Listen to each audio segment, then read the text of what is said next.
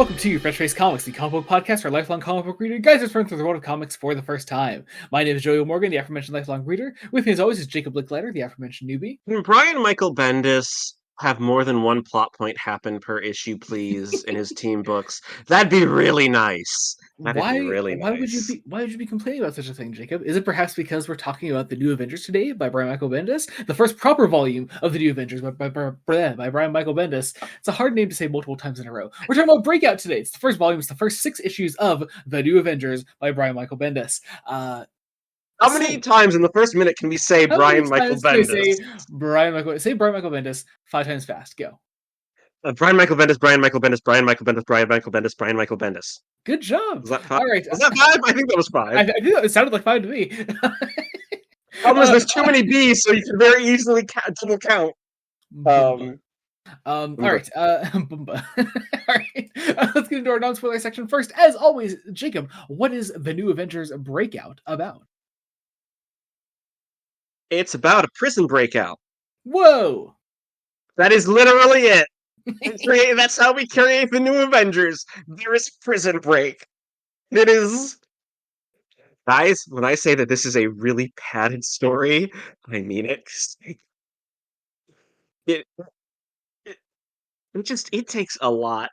And there are a lot of things. Part of the problem with this book, honestly, is the timing. Like we said last time, this started publishing less than a month after the Avengers ended. There is no real sense to, let's live in a world without the Avengers for a while. Which is... Bendis tries to rectify that a little bit with where he decides to start this story, but it honestly doesn't do much. Story is really simple. There are a couple of things that honestly surprised me, but that's only because I have future knowledge of where Marvel is going after this. Mainly things with books that aren't written by Brian Michael Bendis. Yeah. But overall, it's better than Disassembled. I can enjoy this a lot more. There's not as much sexism as there is in Disassembled. There is still a little bit. This is still a comic book written by a man in the early 2000s, where the order of the day is, oh my god, horny about our female characters, a lot. Yeah. But I do like a lot of the groundwork that Bendis lays throughout this one. I like the way he sets up the new team. I like a lot of the characters that he chooses to focus on early on here. Namely for a couple characters that you are not super aware of, is super familiar with, such as Jessica Drew, who's a big part of this book. Or a character that keeps popping up throughout this current Marvel block that we're doing. Someone like Luke Cage, who again just keeps showing up everywhere in everything we read. I really like that. Please show up in the next 4 Marvel episodes. I didn't do this on purpose, I swear. He just keeps showing up. But yeah, not quite sure what else there is to say non-spoilery. Because it is simple. It is a simple book. Yeah, it's a simple book. It's not, a simple book isn't a bad book. There's just not a ton to talk about, much like last time. So I think I guess we could just jump right into some questions, I suppose. Starting off, as always, with the bit. First up from our friend Kian at Kian the Quark says, a new group, ? With a frame from It's Always Sunny in Philadelphia, the episode where the gang is replaced by new people in a different bar. Let's see. Kian also submits Breakout ? With a picture of Plankton from SpongeBob using a nail file to shave down a bar in a prison cell. And he could very easily just walk through. Yes. Kian submits also New Avengers ? With a poster of the New Avengers, not the Avengers, the comic book characters, but the Avengers, the British spy show. You stole my bit. I'll have you know. I'm kind of glad he did. I really am. Is that it for Kian? Yeah, okay. Next to our friend Jamie at Jamie-Season7 says New Avengers ? With issues such as the Avengers number 16 and the Avengers number 300, featuring new lineups of Avengers on the covers of those Avengers issues. Jamie also submits Breakout question mark with a frame from Always Sunny in Philadelphia with the title The Gang Escapes. And Jamie also submits alternatively Breakout question mark with a picture of the third Doctor from Doctor Who: The Mind of Evil being caught by some bad guys and presumably about to break out. I mean, it's the takeover of the prison in the Mind of Evil. That's what it is. Yeah. Bendis, God, Bendis. Jamie submits Bendis question mark with the famously memed Bendis is coming Superman poster from. Hey, why does that get memed and not the Jack Kirby one where it's Kirby is coming? That's a tribute to, like, because people respect Jack Kirby. Fair. Anyway, let's see. Lastly, our friend Rules Panda at Joey Can Read This submits Breakout question mark with a clip from the Muppets Most Wanted of yet another prison breakout. Did you ever watch Muppets Most Wanted, Jacob? I've not actually seen Muppets Most Wanted. It's the one with Ricky Gervais. It's probably the worst Muppets movie, but I don't think it's actually related to Ricky Gervais being in it. It's just worth noting. Rules Panda also submits Avengers question mark with a Sesame Street parody called The Avengers, which I think is just sounds adorable. I haven't watched the clip because he submitted this very close to recording. But it's just that's fun. I like that. I think that does it for the bit, though. Let's jump into regular questions. Keeping it on, Rules Panda, actually can read this, says, so, this is our first episode of 2026. Any storylines you are hoping to get into this year? Let's see. Well, on the DC side, I would love to do War of the Gods and the Dark Side War, specifically to just wrap up those two big runs, because lots of wars. So close to those runs being over. Those are ones I'm definitely excited for. I'm also on the DC side hoping we might get to Judas Contract this year. I think that'd be fun if we get Titans, but I'm always down for Titans stuff as well as kind of hoping we get to because it's been a while since we've done a Green Lantern book. Like, we would be on Brightest Day at that point. Yeah, I would love to see us get to Brightest Day. On the Marvel side,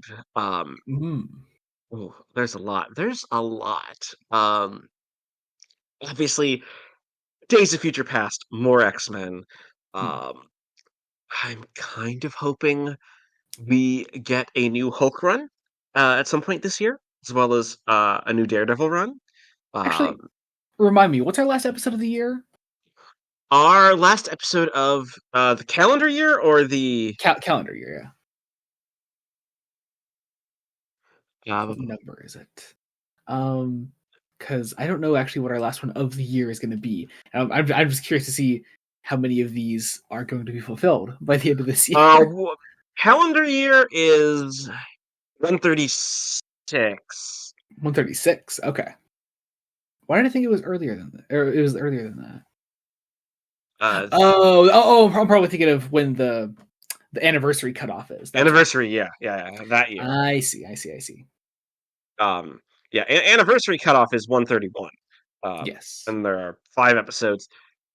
God, 2026, 3 episodes in November is wild. Oh God, that's 132 through 34. Jesus. Okay, that's fun. Oh my God. That's okay. There's a lot of fun stuff in here. There's a lot of fun stuff in here. Some of it we will be revealing at the end of this episode. Indeed. As for those listening, we're revealing 2 episodes at the end of this episode because Jacob is taking his vacation early this year, the rat bastard. Listen. Shut up. You were just on vacation. We're recording this on the 3rd of January. You just went away with family for Christmas. I don't know what you're doing with your life, Jacob. Anyway. Well, I will be enjoying Mardi Gras, obviously. Okay.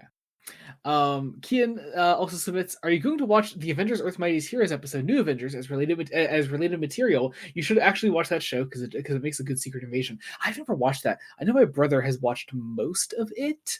But I've always been curious about it because I know it's like the one that people are always say is like the good Avengers cartoon. So I don't know. I honestly, a part of me thought we could possibly do as adapted material select episodes from the '90s Marvel shows for certain arcs of like Spider-Man and X-Men, That's but like possible. That's certainly that's possible. also hard to do. I'd like to eventually do episodes on those bonus episodes on those shows, like as a whole, at some point. Indeed, yeah, that'd be cool. Yes. Yes. Um, Keen also asks if you could build an Avengers team across fiction, who would be on it? Now, before we answer this ourselves, Keen submitted his own list for an Avengers team across any and all fiction. He says Man Spider, Mike Yates, Buttercup, Jedi Master I'm a Gun Die, Jedi Shaggy, Number 3 from KND, Dr. Zoidberg, Sandy Cheeks, Mermaid Man, Barnacle Boy, and Scrappy Doo. First off, Jaco, I need to know if you know who those Jedi are. I don't. I know they're characters from the Clone Wars, I think. Because... One of the so they are both from Clone Wars, but they're from two different versions of Clone Wars. Master I'm a Gun Die is from an episode of the 3D animated Clone Wars. Jedi Shaggy is a character from the 2D animated Clone Wars by Jenny Tarkovsky, who is a Jedi designed who is designed after Shaggy from Scooby Doo. I could guess the pun. It's so funny. He's so good. He also gets marked by General Grievous, and it's so good. But yeah, I don't know. What would be your Avengers team from across any and all fiction, Jacob? I don't know. Who are some of your favorite fictional characters? I want to say the Seventh Doctor, but he wouldn't work on a team. He's too much of a mad lone wolf. God, Seventh Doctor belongs in the fucking Illuminati in the Marvel universe.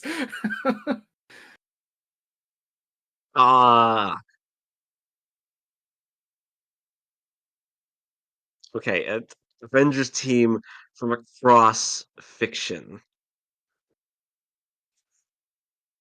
Um, let's go with the gang from Scooby Doo. Like all of them, just all of them, but not Scrappy. Just fuck Scrappy Doo. What? No, Scrappy is great. The gang from Scooby Doo. John Steed and Emma Peel from the Avengers proper. Was I have to do this.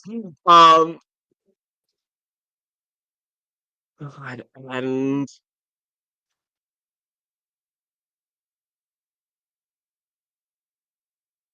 R2-D2, but specifically R2-D2 as written by Ian Desher in William Shakespeare's Star Wars. Yes, yeah, I can see that. I like that lineup. May I suggest a kaiju in there, like Mothra or something? like Mothra?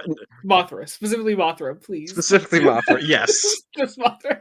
That's the only adjustment I'd make to yours. That's... Oh God. Anyway, next question is from Jamie.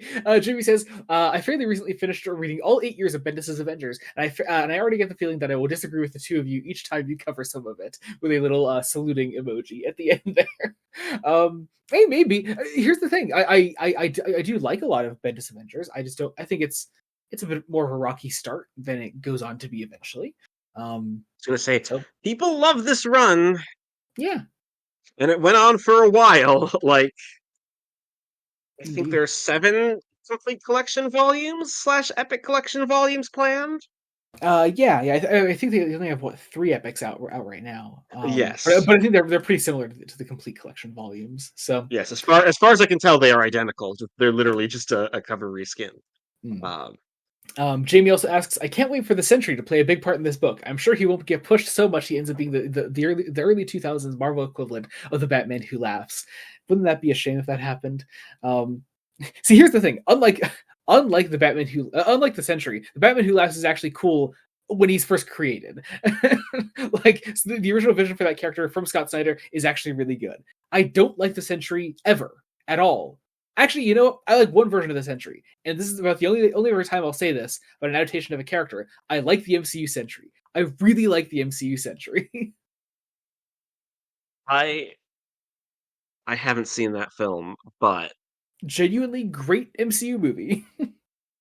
I have heard good things from you and my dear friend Kestrel, who is just as critical, if not more, about MCU things that feature their one of their favorite characters in everything, Bucky Barnes. And then finally, our last two questions come from new people submitting questions to the podcast. I just like when our Blue Sky Q&As go out to larger groups of people than our regulars. So first off, we have from Phil Din at Phil Din. Blue Sky says, "Why are they using the 'you wouldn't download a car' font? Good lord, that is very much the early 2000s. It is the early 2000s. That is exactly it. It's so interesting is that go ahead. On this podcast, we've kind of danced around a lot of the 90s and early 2000s stuff, like, very specifically. Like, I think certainly not early 2000s. I've given us a lot of early 2000s to read on the show.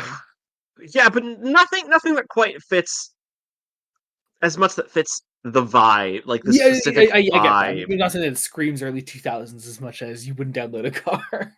Yes. Oh.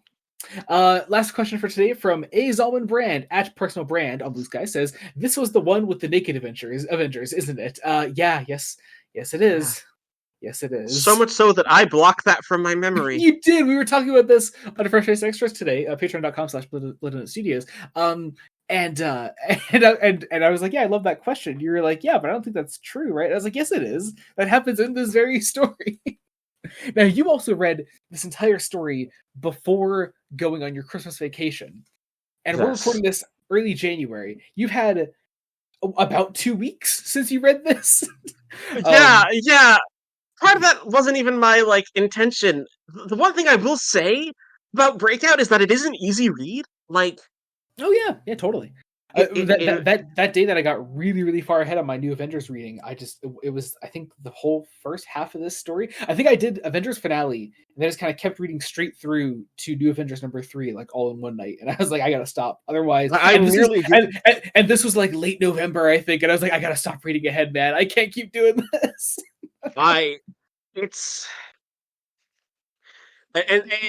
You think that would be points in the favor of the story. That means it's a really engaging story. No, it's a story where not a lot happens issue to issue. I was about to compare it to Terrence Dicks, but no, Terrence Dicks is more engaging than this. Terrence Dicks at least can. Terrence Dicks stuff is both breezy and engaging. Yeah, and there's nothing wrong with an inherently breezy book. It's just there's not much to talk about, as I keep saying. Terrence Dicks is breezy, but he has shit happening. The plot is progressing. Yeah. There are bits where it reads like a soap opera, where it's I've got this great idea for a cliffhanger for this episode.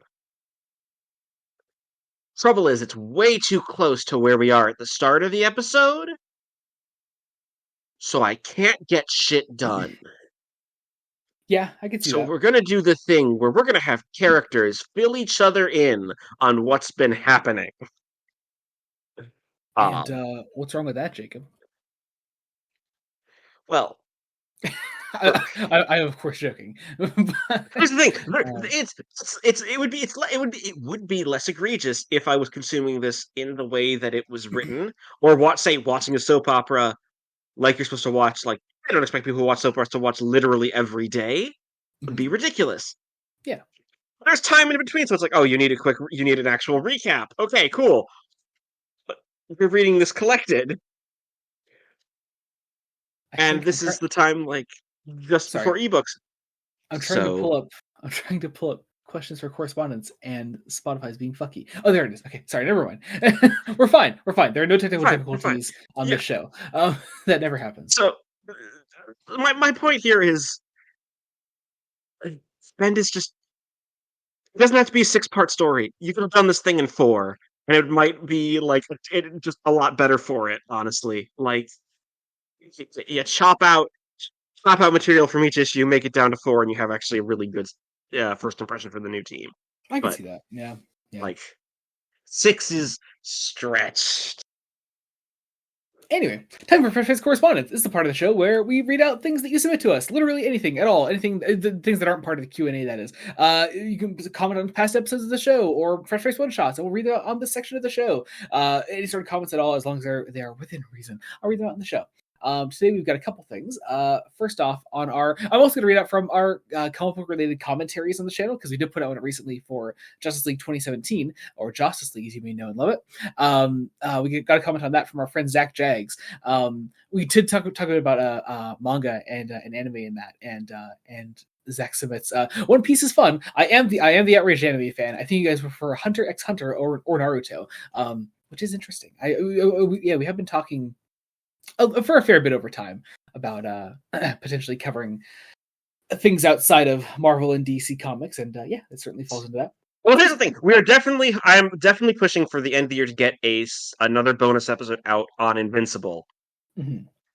And the bonus episode out of Batman 66 is coming soon. We just have to coordinate schedules this time. But it is all ready to be recorded, so. When yes. That bonus episode will probably be out probably not between this and the next one, probably between the next one and the one after. Probably that. Yes, just based on. Yeah. So be on the trying to get people together. Also over on Spotify, our friend Jamie comments, and this is also there's some lore behind this. Check out Fresh Face Correspondence from the last episode, because this is a follow-up to that. Jamie submits, "We are Jack of Hearts. We carry the flame." And then in parentheses, he puts, also, Splink, screw you, Spotify. Now, here's the thing. I don't think Spotify censored Splink last time, because it didn't censor this comment. So, was it you mentioning racism in that previous comment, Jamie? I don't know. I don't know what caused that last one. But also, are we all Jack of Hearts? No. I'm not even, no.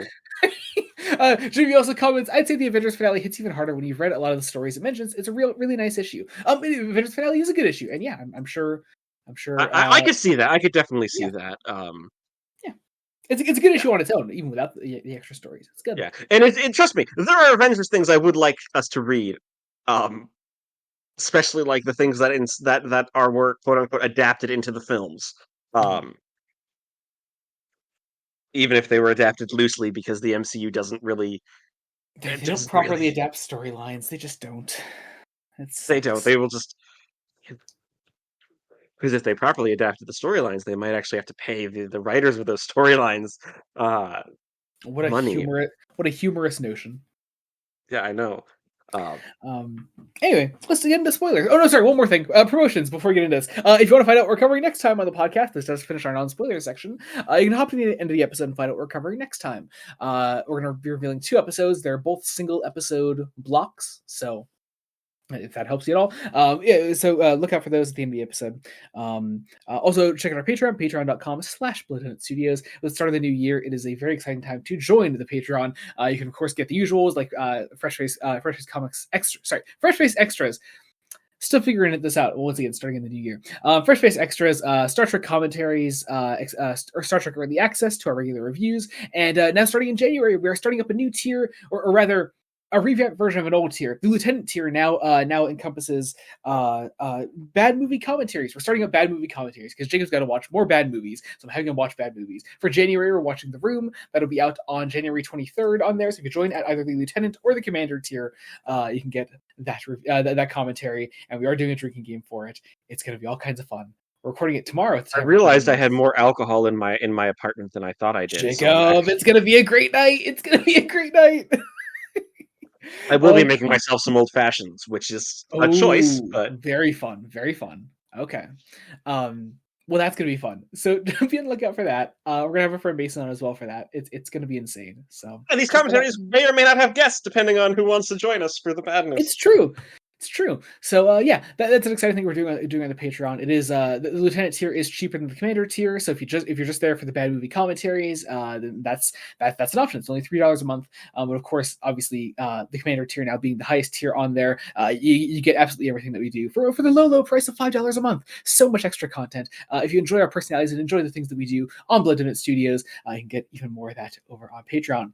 All right, let's hop into spoilers. New Avengers #1, I have a fun little anecdote about this actually.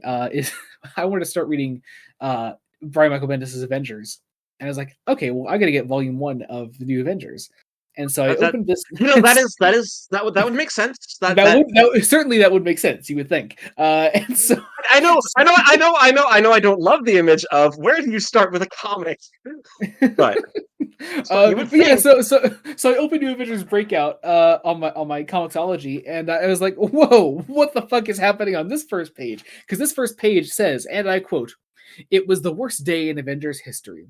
The Scarlet Witch suffered a total nervous breakdown after losing control of her reality-altering powers. In the chaos created around the breakdown, beloved Avengers Hawkeye, Ant-Man, and the Vision lost their lives. Many of the Avengers were hurt, both emotionally and physically. Without funding to keep going, the rest of the team quietly disbanded. That was 6 months ago." That's the first page, you guys. So needless to say, I immediately put down New Avengers Breakout and picked up Avengers Disassembled, which honestly didn't help much, but I was gonna say, here's the thing. This first page recap is literally, oh yeah, that is in fact all of the plot and character development of Avengers Disassembled.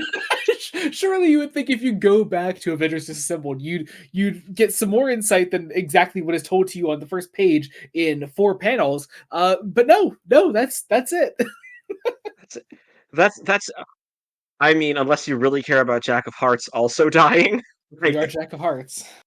No. I'm gonna be using that all the time now. I love you, Jamie. I hate this. I hate this. All right. So Hopping into the main story though. Hey, we love Spider-Man villain Electro, right? This entire series, this first story arc, is yeah, it is all drawn by the wonderful David Finch. We love him. And I think it does elevate this a bit. I do like a lot of the use of shadows. So I couldn't find wonderful David Finch. Jacob! You rat bastard! Stop! How does this keep happening?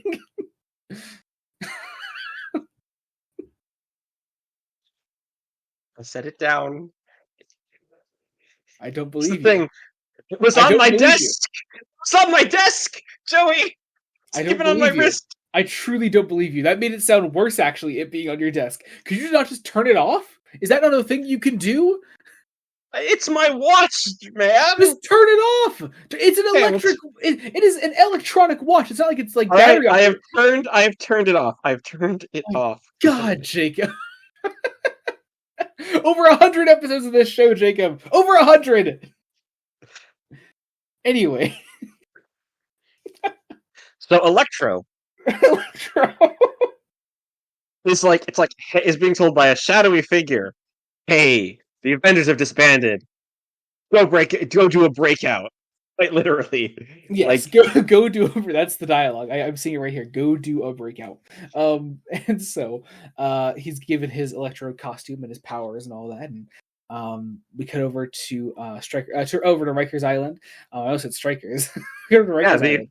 And we see a number of our key players here as we begin setting up our characters. We have Cage early on here. We have Matt Murdock. We have Foggy Nelson as well here, which is lovely.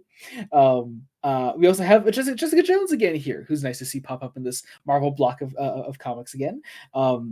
Clearly, the relationship has developed a bit since we last saw Luke and Jessica in the same comic. Yes. Also, Jessica Drew. Yes. Sorry. Jones is here later. Yes, you're absolutely correct. Jones is here later. Jones. Oh shit, you're right. You're absolutely correct.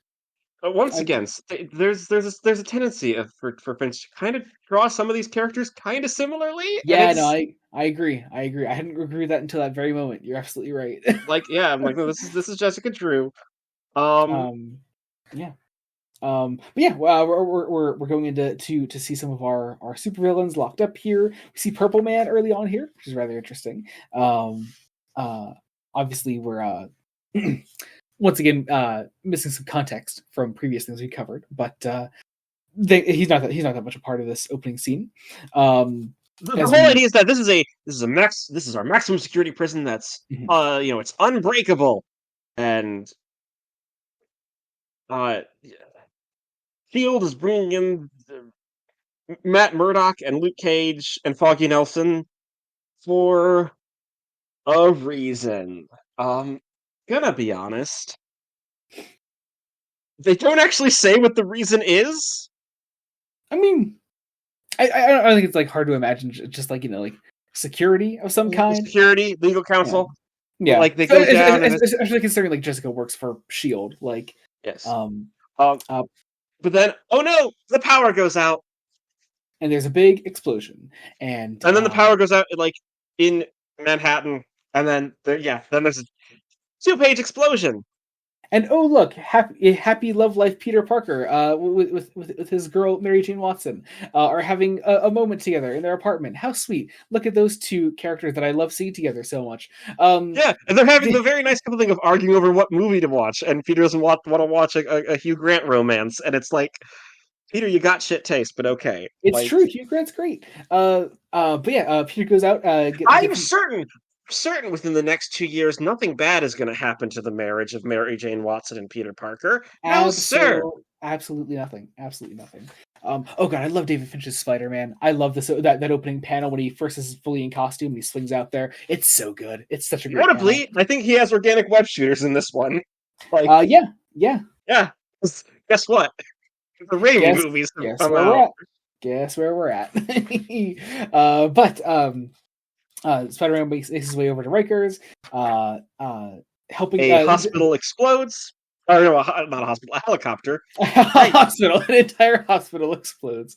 A helicopter explodes, so we can have an entrance of Captain America. It's a great entrance. As Cap helps Spider-Man out of the water, we see inside Electro gaining power, hacking into the system here at Rikers, breaking out a bunch of supervillains. And here's the thing. Honestly, that 2-page spread would be the great ender to the first issue. It would put all the pieces on the board. It's great. It's nice. Instead, we decide to end on 2 pages of emergency power goes on, and everyone's in here to meet Robert Reynolds, the greatest Marvel character of all time, Superman. No, he went by the name of the century. Oh, sorry, Jacob. I called him Superman. You see, they're so easy to confuse because they're so similar. Those characters, Superman and the Century. I get them. You want to know how you can tell them apart, Joey? You want to know how you can tell them apart? How can I tell them apart, Jake? The Century killed his wife. Oh yeah. Well, hey, I read it Injustice, and Superman. Superman doesn't kill. Technically, he kills his wife in that. Technically, so that kind of counts. No, it doesn't. Shut up. Anyway, issue 2, New Avengers number 2. Yeah.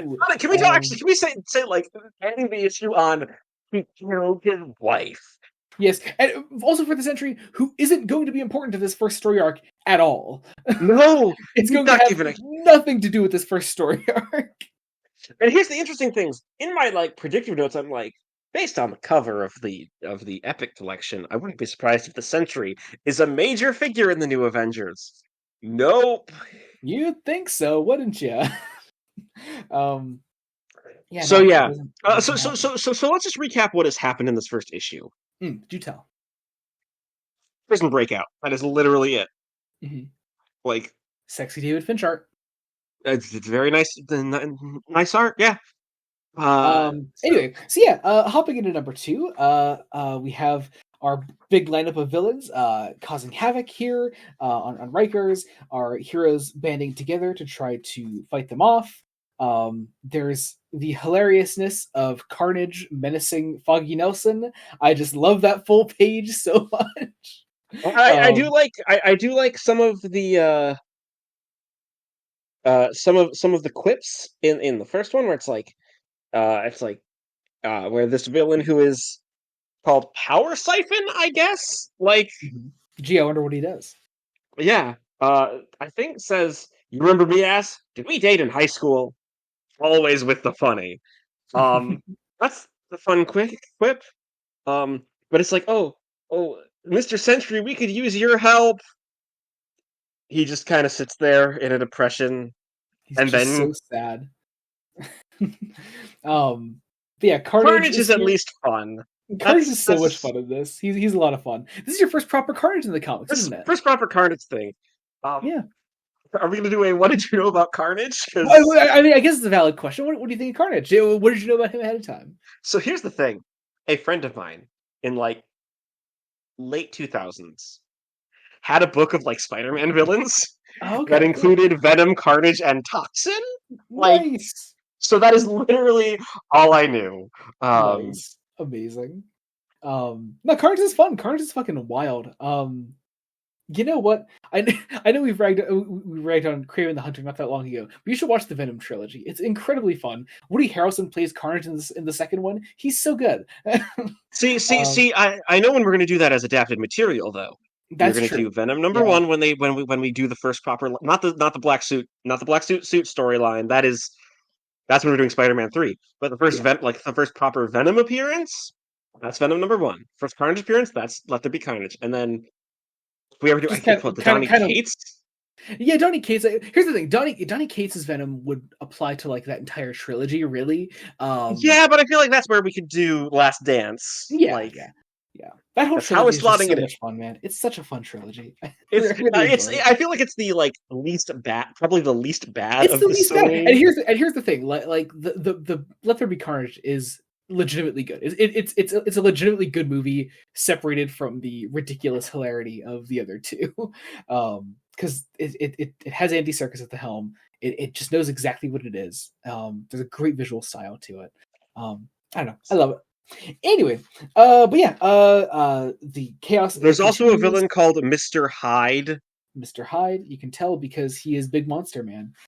Even though if you read The Strange Case of Dr. Jekyll and Mr. Hyde, Hyde is described as like physically smaller than Jekyll. Like Every single allusion to classic literature in comic books ever fundamentally misunderstands classic literature. I don't know what you would expect. I don't know.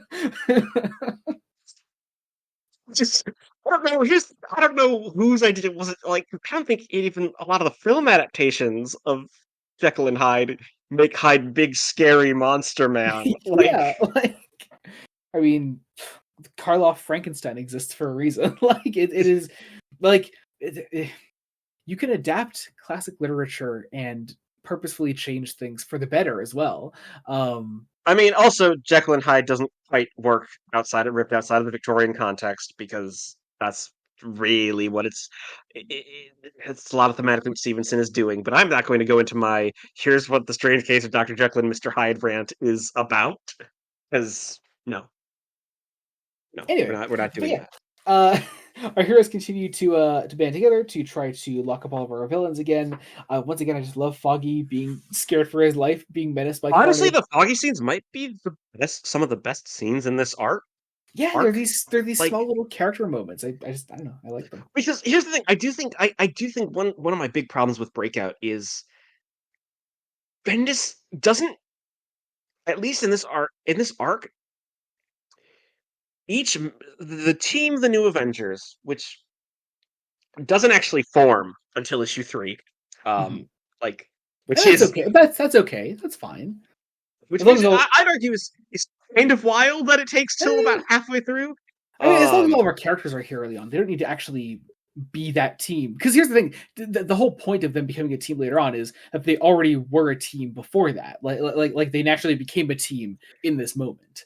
Yeah. So, but part of the problem is Bendis doesn't give a whole lot of them great character moments. Like, Steve Rogers is very much like I'm just trying to fight for justice and do the right thing, whereas Peter Parker is quipping.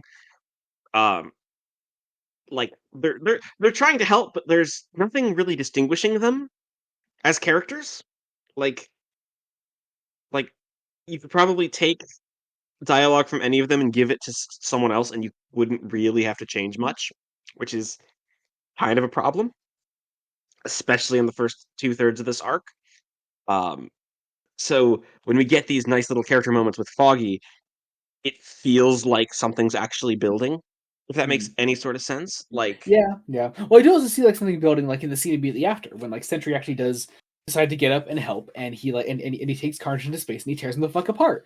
It's like there's at least like a rising tension there and a build in the action that isn't just a new random villain escapes and menaces one of our heroes that have converged on Rikers. Like, yes, which God, the Sentry could be a good character is part of the problem.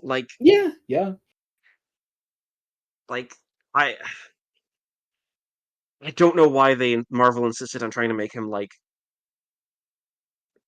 comment as commentary on Superman. He does not work at all because I'm just curious. Do you know the name of the second volume of the New Avengers? I don't know. Is it? Because when we get back to this run, it'll be the one we're covering. Obviously, it's just simply called the Sentry. Oh, so it's going to be about him. It's Okay. yeah. He's being built up for like the arc that comes immediately after this. Yeah. Okay. So there's something there at least. You you could do something with this character. Yeah. You don't. We get a sequence with Hydro Man, Spider-Man villain.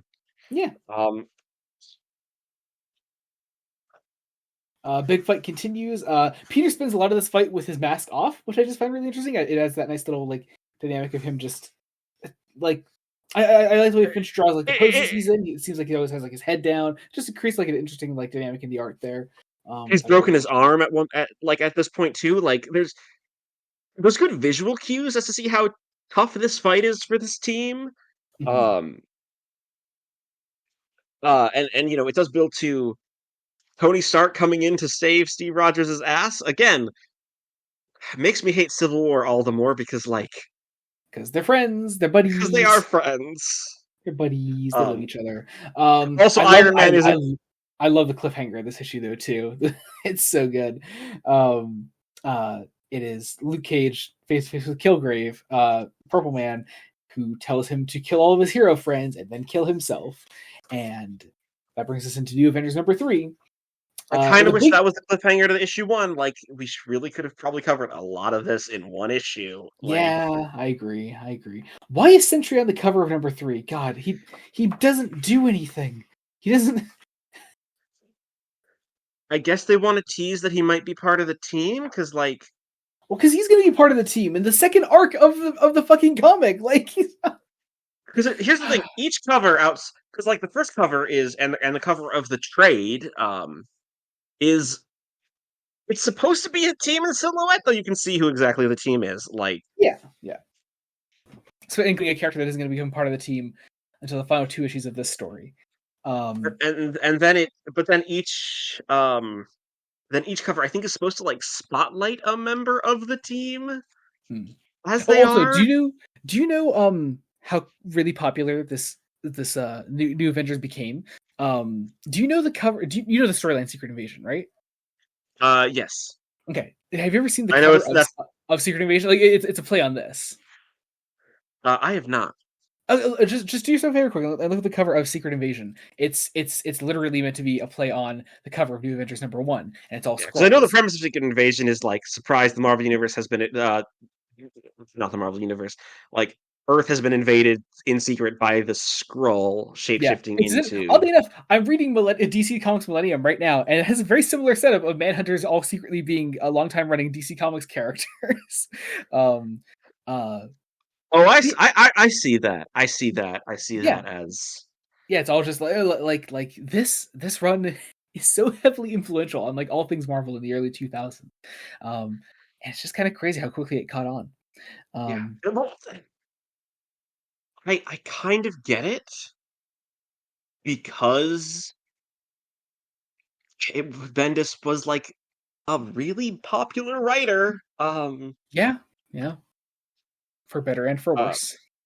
For better and for worse. God, I don't love where this story goes, but let's get to number 3 though, because we have Tony and Steve sort of recuperating after this battle. Now, also, there's this time jump at the start of issue 3.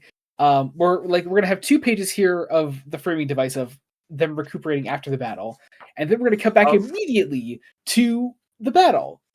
Yeah, here's the thing: we are told in this 2 pages that 42 villains have escaped. Gotta be honest, that's a good reason to reform the Avengers. Let's be honest. Yeah. It doesn't. I don't even think if reading it as it came out would feel as impactful as Bendis wants it to. Mainly because, again, they started publishing this 3 weeks after the Avengers had disassembled. Like, give it at least a month, guys. Maybe even 2 before you launch your Avengers reboot. Like, give some time. Um, but no. Uh, No. But yeah, we flash back to the battle. We see Luke Cage eventually breaking free of Purple Man's powers. Mainly because his powers just don't work because they had established he was under heavy sedation and his powers were neutralized, and it hasn't worn off yet. Yeah. And let's be honest, without his powers, Kilgrave is just a guy. Oh yeah. Right? Yeah. Like Yeah. Literally. Yeah. He just purple. He just purple. It is very satisfying to see Luke Cage punch his lights out over the course of a page. Of course, yeah, lovely. But yeah, a lot of these supervillains escape from Rikers. We see some do just go back into their cells, especially once the man, the myth, the legend, the Sentry comes in and puts them all in their place after he has torn Carnage to pieces. But also, it's the Sentry with shield reinforcements. So, yeah. Again, if you want the Sentry to be your Superman of the Marvel Universe, so Superman alone could inspire villains to go back into their cells. Yeah. This is the Sentry with the full military backing of shield. It's framed as this heroic image, but it really isn't. It is not. It is not. It's authoritarian. It is the United States military, essentially a secret superhero division of the United States military coming in and muscling their power. Yeah. But meanwhile, back in the present, Tony and Steve, in talking about this night at Rikers, Steve gets the grand idea to reform the Avengers because a new team has basically assembled itself. Which I like this as an idea, and I like the idea of Steve Rogers as the leader, and I like the idea of Tony Stark coming in to help where he can. It's good ideas like that. We don't need to talk about what Civil War is going to do because fuck that book. That book is several years away. Not as far away as you might think, because the second Epic Collection covers the Civil War tie-ins to that. So, God damn it! I was hoping for more. You got to sell it 2 volumes before it. I was gonna say we have solid 2 volumes, and don't tell me the second Epic opens with the Civil War stuff. No, not immediately. So maybe 3 volumes if we're lucky. Yeah. So yeah, but the whole idea is a new Avengers, no politics, no governments, just us, just the people that made this team together naturally. And it's a great idea. It really is. And so what follows is a scene of a number of scenes of Steve going around asking various people that were there, heroes that were there that night, to join his new Avengers. These are the closest things to actual character moments that these characters get. I mean, issue 3 is probably the best issue of this collection. I really like this issue a lot. I like seeing Steve go around to these people, and I like seeing those little character moments. Seeing his relationship with these people, seeing how he gets them on his side. I enjoy that a lot too. We have it's so fascinating because it's we're putting Spider-Man on the Avengers because the Raimi movies have happened, and we want to try to get the new Avengers to sell. That is the motivation for why Spider-Man is on the Avengers. Yeah. And so we get Spider-Man on the team. Now we go to see Jessica Jones and Luke Cage, a pregnant Jessica Jones with Luke. As we ask Luke to join the team. How weird was it seeing this version of Jessica Jones after reading 2 volumes of Alias? It is wild to see Jessica Jones slightly well-adjusted. She's so happy. I love her. But yeah, we get Luke on the team. We go to Daredevil then, who gives a very firm no to joining this team. Mainly because I think we needed someone to say no. Yeah. And then we go to Jessica Drew, who has just been yanked off of her shield assignment. So she says, "All right, I'll join, but do you have a mansion or a club?" And oh no, they actually have Stark Tower. Um, hmm. I wonder if this made its way into any of the films. I don't know what you're talking about, Jacob. This run is not popular at all, and nobody has ever adapted it into anything. Also, Jarvis. So we also get Jarvis back. Jarvis is still here to look after the Avengers. And as all of our heroes converge inside this tower, we end the issue on a cliffhanger of Jessica Drew talking to somebody mysteriously behind her, and that she is going to report on the new Avengers activities to Shield. About the news, report to somebody about the new Avengers and about Shield. So we have something going on here with Jessica. Great little cliffhanger that will lead us nicely into New Avengers number 4. With Can I just say, because here's again part of the problem with Bendis not really having great character voices. It does mean I really don't have any opinions on Jessica Drew as a character. That's interesting. I think she makes a strong enough first impression. If this was your only thing with her, I don't know. All I know is that she's got spider powers, but not related to Spider-Man at all. And she's kind of shady. I don't know if I've really formed that attachment. I think that's fair. To each their own. It's weird. And as we move into the back half, where I don't know, I think this is where the story because the back half is going to be the New Avengers' first mission proper. And it's going to be let's track down, one of the villains, basically. And also add in a team member who is also the star of some very popular films right now. Yes. I wonder why this run became popular. But I wonder. Going into New Avengers number 4, we start the issue on a visit from Maria Hill, who doesn't love the New Avengers, obviously. Maria, we learn, is heading Shield right now. Nick Fury is not around at the moment, and it's also like, you just can't have the New Avengers be a thing, and it's like, okay, but what if we did actually and that's it. That's it. We also remind the audience very briefly that Peter Parker has clones. Yes, which is so funny. If there is one really distinct Bendis character voice, I do think he writes a great Spider-Man. I really do. He's it's almost like he was on Spider-Man for a number of years and nailed that character. I mean, okay, it's Ultimate Spider-Man. Yes, correct. Here's the thing. As far as I know, despite a lot of the characters in the Ultimate Universe getting radical, recharacterizations, Ultimate Peter is mostly the same, yeah. Not one of them. Yeah. But yeah, our New Avengers converge. They begin talking about tracking down the 42 villains that escaped Rikers.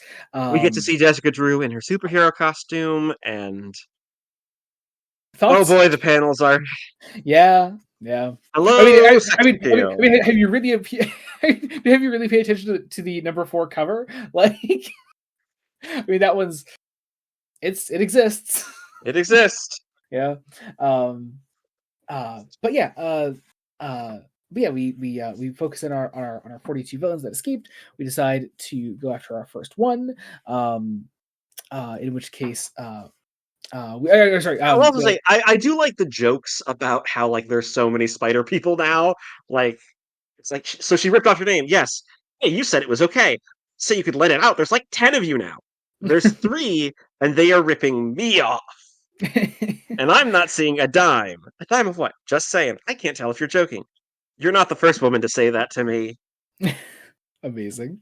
But yeah, we start going after these villains. We start off on Max Dillon himself. We have Electro here.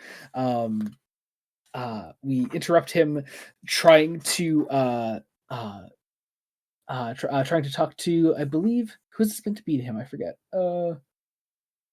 Is this his a love interest? Love interest. I was gonna say either that or daughter, but it seems like love interest. It has been a hot minute since I've read this because I got way ahead in reading. Okay, yeah, I think it's love interest. Yeah, but Anyway, also like the new Avengers show up and take care of him in literally less than like 2 pages. Like, yeah. He's recaptured, sent back to Rikers. We get the name of our next villain that we have to go after, Karl Lycos. And so we begin our journey to the Savage Land in order to find him. And as we travel there in Quinjet, we eventually land at the Savage Land, and we end on our big cliffhanger where, after being attacked by a dinosaur, Jessica Jessica Drew is is attacked by someone with claws. It's Wolverine. It's it's Wolverine. They keep him in shadows and act like he's a villain for some reason on this last page. It makes yeah, it's no weird. sense. But then he's the cover of the next issue. Yeah, like Very strange moment. Yeah, this is New Avengers number 5, and kicking off our last 2 here's issues the here. thing. It feels like we're rushing through these. That's just how much is happening. That's it. There's that's the problem. It's like there's not a whole lot here. Like last 2 issues, issue number 5, flashback to have more dinosaur attacks, and then be like, oh yeah, surprise, it's Wolverine. It's Duh. Wolverine who Obviously, it's Wolverine. um, yeah, Wolverine is here. We are. He talks to our new Avengers about like why he's here. he just happens to be following Lycos as well. Mhm. Um, our heroes are then surrounded by a number of Lycos's minions, and then they are captured and strung up naked. Yeah, and it's so goddamn weird. Like, of course, quite literally, in so many of the panels, Jessica is the center of the frame. Like, I mean, we get a lot of the classic like her two the sides of her hair fall conveniently enough in front of her chest. yeah, It's like okay, um, it is. It is. I'm gonna be honest. There's also not a whole reason why they are naked. Like, yeah, I'm not quite sure. They don't really talk about it, do they? It just happens. And then Karl Lycos shows up, and we get some villain monologuing as our heroes try to escape.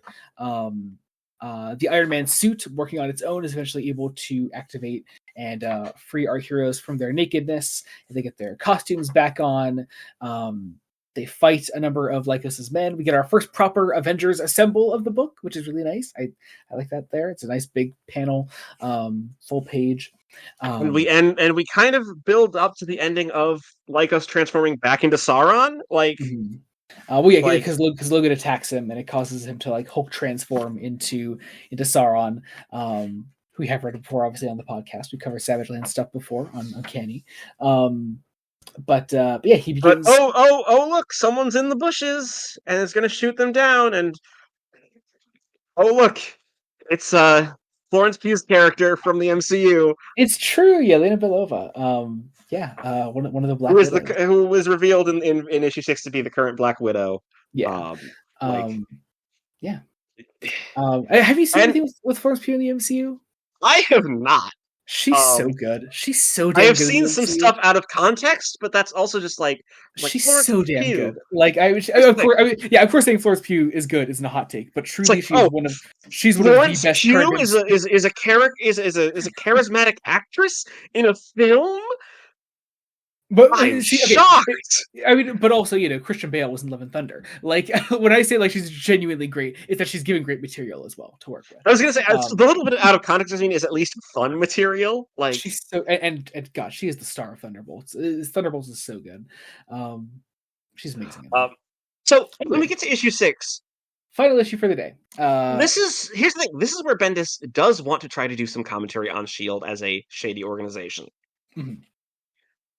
It's a little too late for this first arc, but I will at least give him credit that he knows he's going on to be the writer for a while, so it's clearly just trying to set up things later. And I think that's kind of the problem with Breakout as a story, is that it wants to be all set up, but the proper setup of like thematically where the new Avengers might be going doesn't happen until the final issue.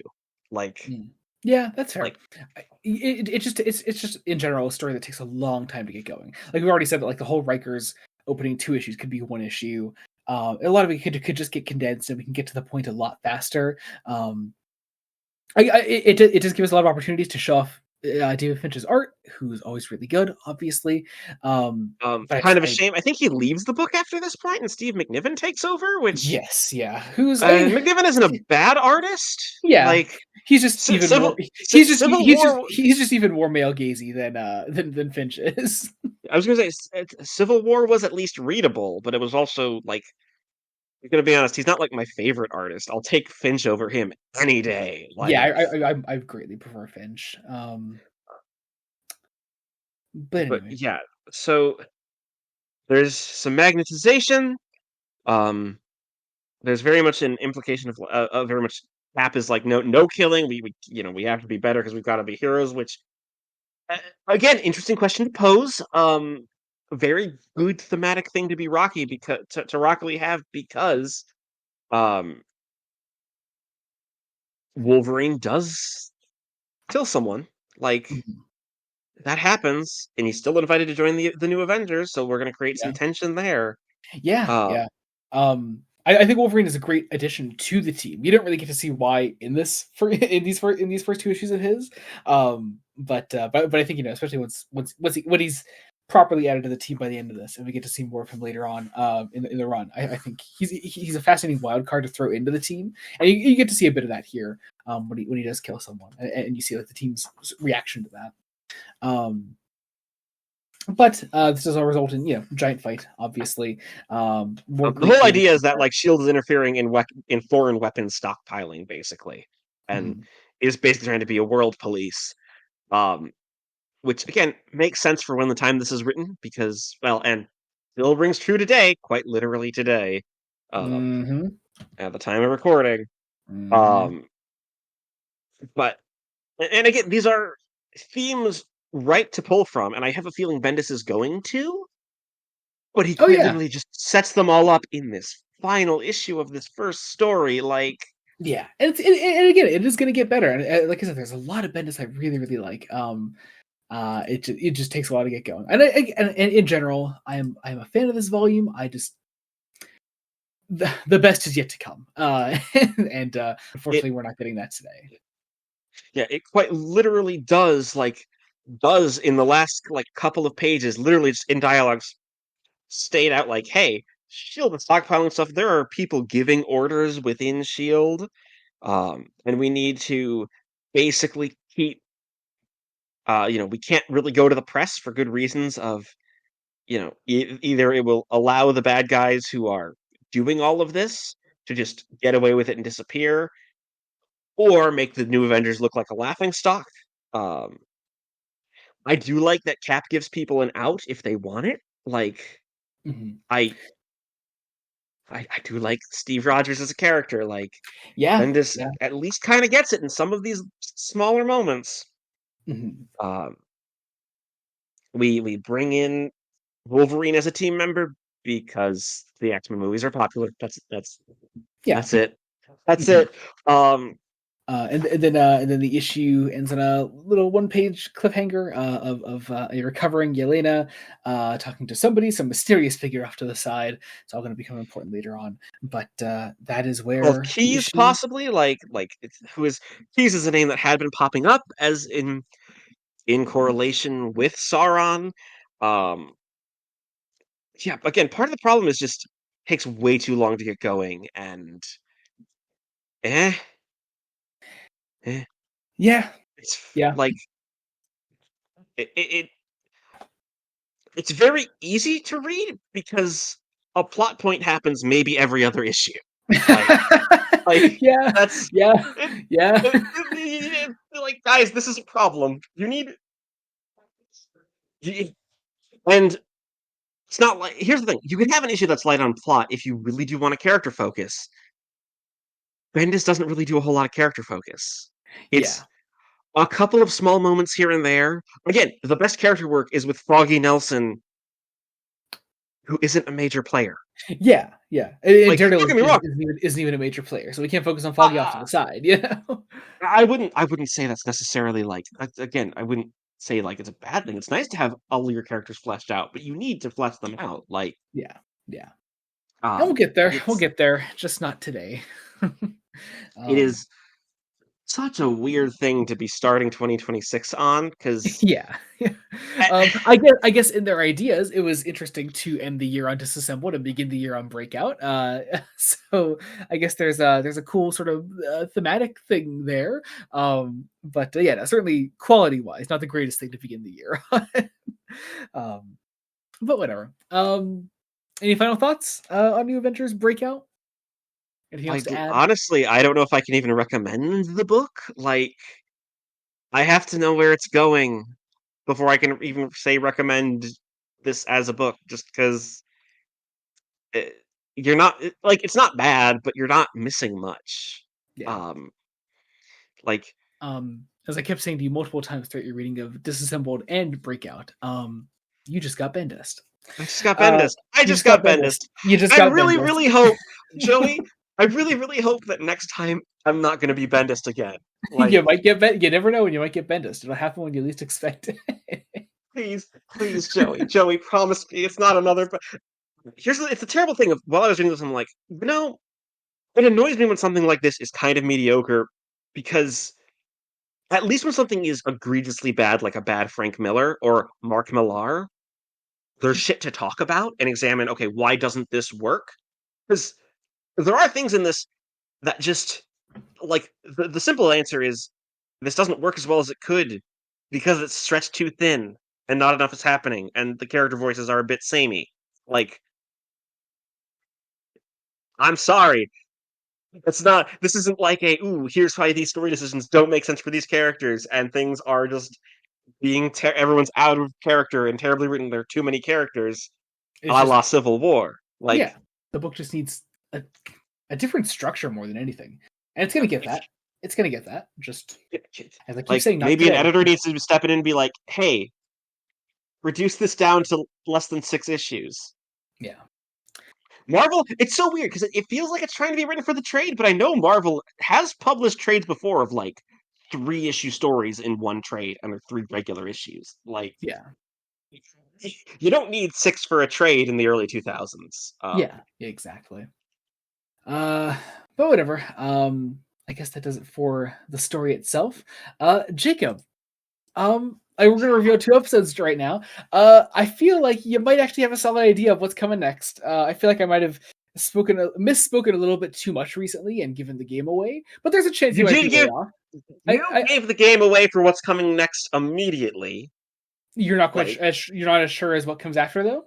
I don't know. I'm not sure what's coming after. Next time, it's obviously going to be Captain America by Ed Brubaker. What the death of the dream, whatever the next arc is called. You're absolutely certain about that. You don't think there's any other options?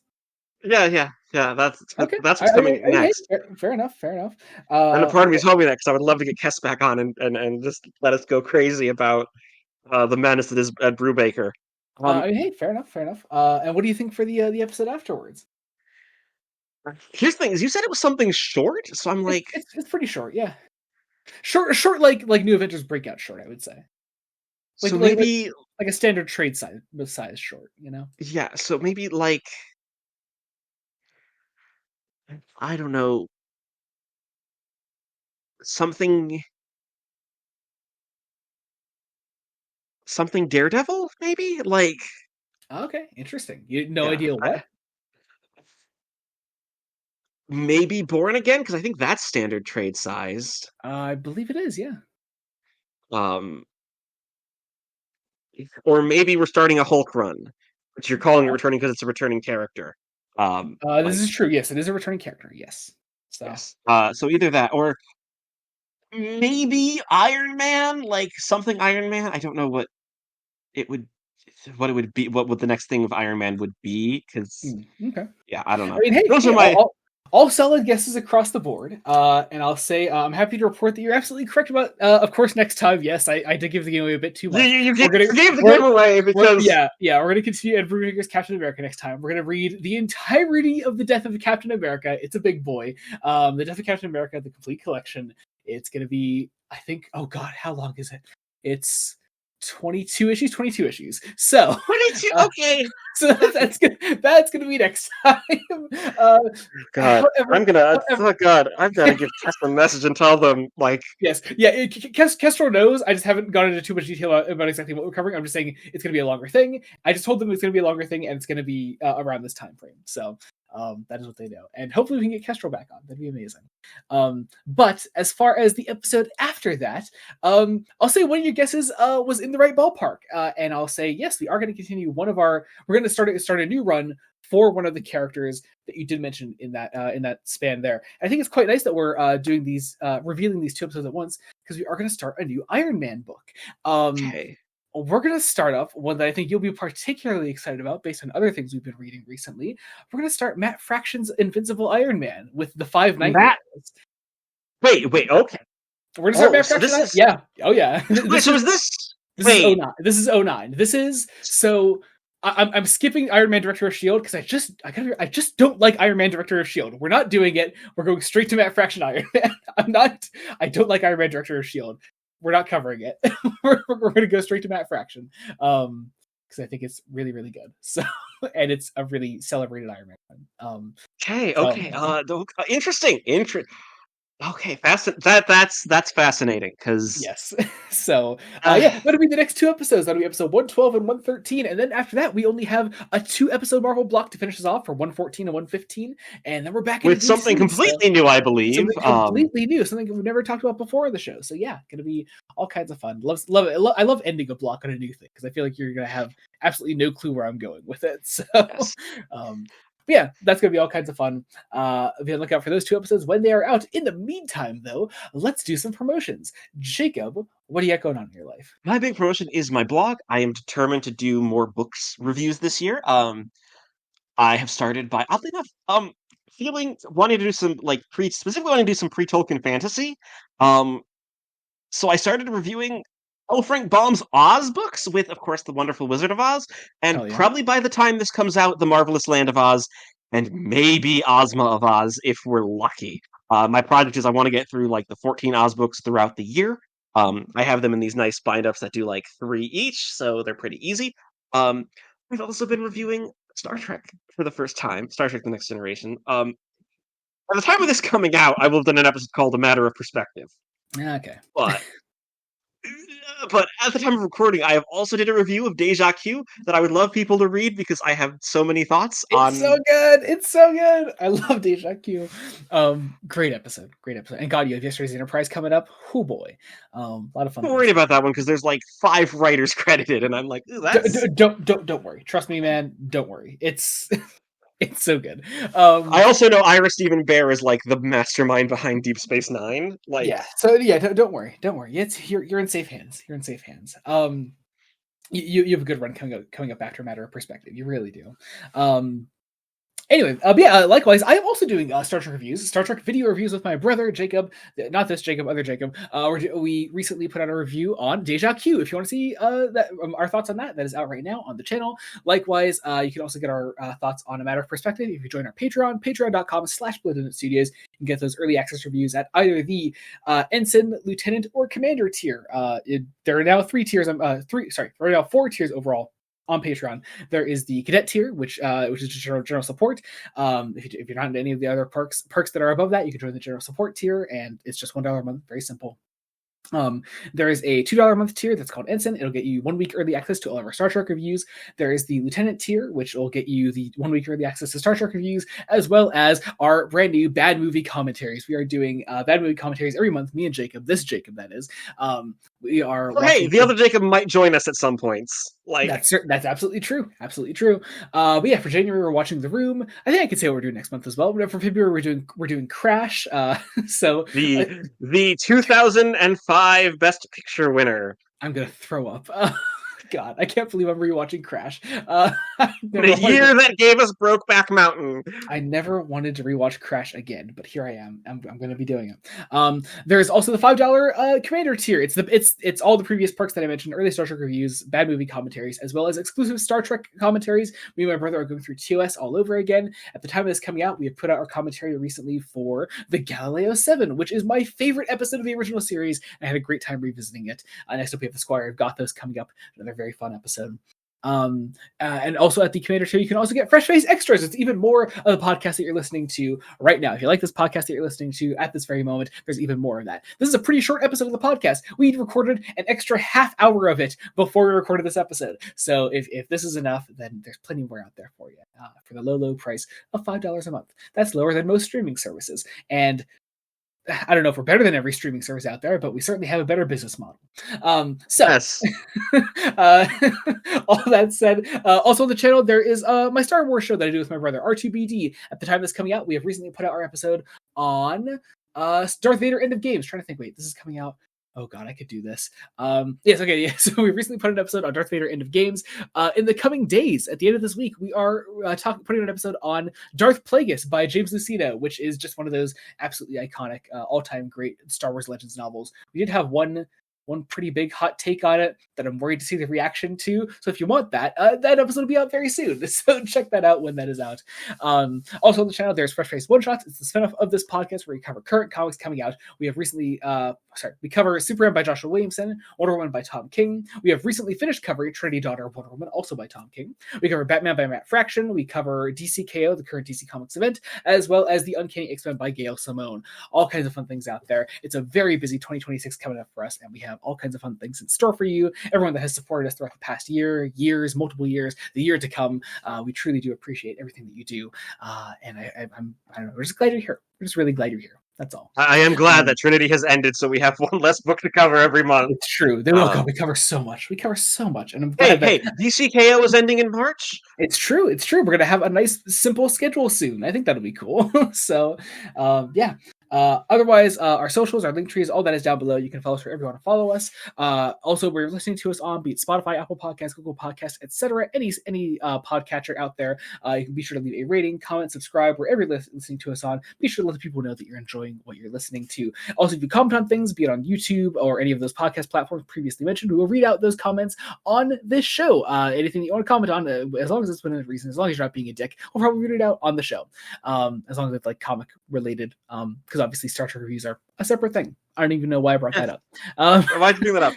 I don't know. I just did. So subscribe to the channel, Blooded Studios, and your support means the absolute world to us. Thank you all so much for listening. Until next time, this has been Joey Morgan. And Jacob Licklider. Goodbye. Bye.